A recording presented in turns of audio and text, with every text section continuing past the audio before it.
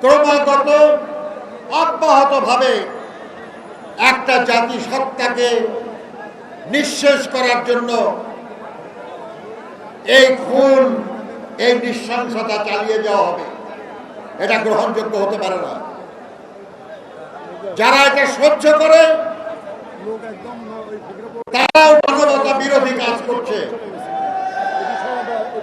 আমরা দাবি করব ইসরায়েলের এই মানবতা বিরোধী অপরাধ দমন করার জন্য যা কিছু করা প্রয়োজন তা করা উচিত। আমার বন্ধুরা বলেছেন ইসরায়েলি পণ্য বয়কটের কথা।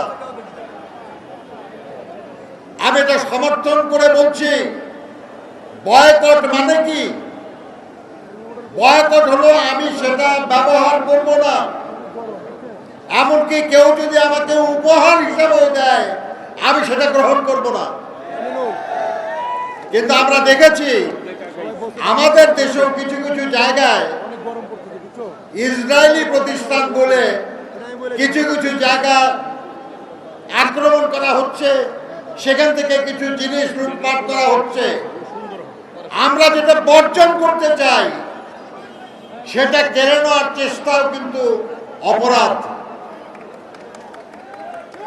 কাজে আমরা অনুরোধ করব আমরা শান্তিপূর্ণভাবে আমাদের হৃদয়ের সবটুকু ঘৃণা দিয়ে, সবটুকু সাহস দিয়ে আমরা ফিলিস্তিনি জনগণের পক্ষে থাকব। কিন্তু এমন শক্তি বাংলাদেশে আছে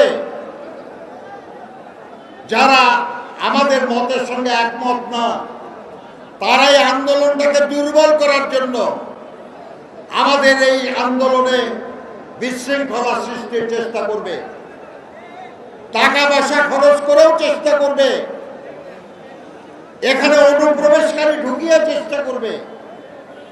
কাজে যদি কেউ কোনো বিশৃঙ্খলার চেষ্টা করে বুঝবেন তারা পতিত স্বৈরাচারের লোক, তারা ইসরায়েলের লোক, তারা ফিলিস্তিনিদের হত্যাকারীদের পক্ষের লোক।